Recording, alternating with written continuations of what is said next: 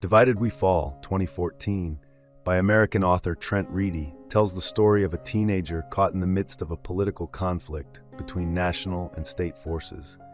This novel is the first installment of a trilogy inspired by Reedy's experiences as a combat engineer in the Iowa National Guard. The book received acclaim for its exploration of political factionalism, a theme seldom addressed in young adult fiction.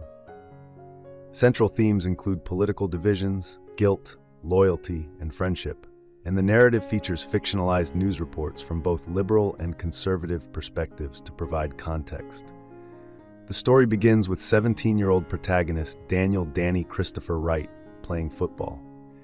As a typical high school senior, Danny enjoys cars. He affectionately names his truck Beast, country music, and navigating his relationship with his girlfriend, Jo Bell.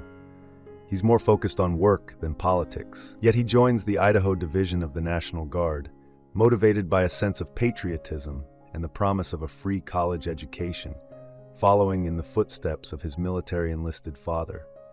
Although Danny knows how to shoot a gun and takes pride in being an American, he admits to knowing little about the Constitution. Set around 2030, America is in a state of turmoil, grappling with a recession and deep divisions over a controversial federal ID card program. Under this proposal, all citizens would be required to carry a GPS-tracked card to access federal services.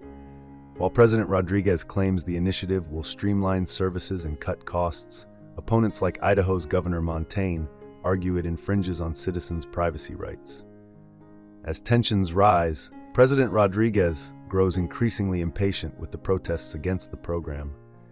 When Danny's National Guard platoon is deployed to manage a protest in Boise, Idaho, the situation escalates into a riot. During the chaos, Danny is struck in the head by a rock, cracking his gas mask and causing him to accidentally discharge his weapon, which incites further panic among the crowd. The situation spirals out of control, resulting in the tragic deaths of 12 individuals, primarily aged 19 to 25. Afterward, General McNabb, an old-school veteran whom Danny looks up to, sends the soldiers home. Overwhelmed with guilt about his involvement in the tragedy, Danny is left haunted by the events, while President Rodriguez demands a list of the troops who fired on unarmed civilians. He demands their arrest. In response, Governor Montaigne asserts he will not enforce the federal ID cards, a stance supported by both chambers of the state legislature, and he refuses to provide the names of the soldiers who fired on the protesters. The governor also seeks to nullify the ID program, stating that while Idaho will comply with federal law, it will not adhere to the ID initiative. The federal government views this as an act of rebellion, arguing that Idaho should have pursued its grievances through the court system. Amidst these intense political developments, Danny continues to attend school.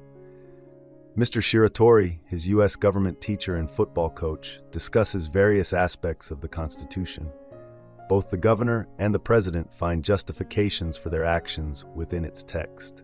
The president cites the Supremacy Clause, Article 6, Section 2, which establishes federal laws as the supreme law of the land. Meanwhile, the governor argues for the concept of nullification, which suggests that states can choose not to comply with certain federal laws they oppose, a notion that has never been formally recognized in the Constitution or upheld in federal courts. As news spreads that Danny was one of the guards involved in the disastrous riot, much of his community rallies around him, including the town sheriff. Governor Montaigne reaches out to Danny, urging him to save the governor's personal number for any assistance he may need. Frustration mounts for Danny as he sees his story distorted to fit the agendas of various media outlets nationwide. When the governor announces that no soldiers will face charges for homicide or manslaughter, protests erupt across the country.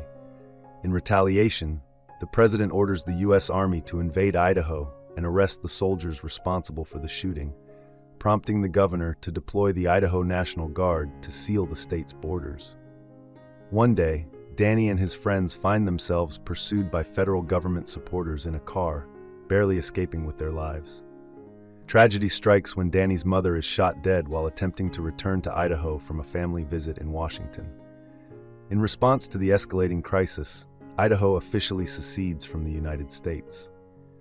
Soon after, President Rodriguez is assassinated, and the new president pledges that Idaho's rebellion will not be tolerated.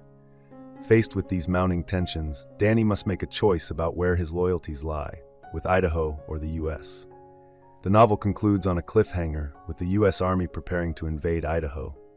I hope you enjoyed this video. Leave a like if you did, and be sure to subscribe. Thank you.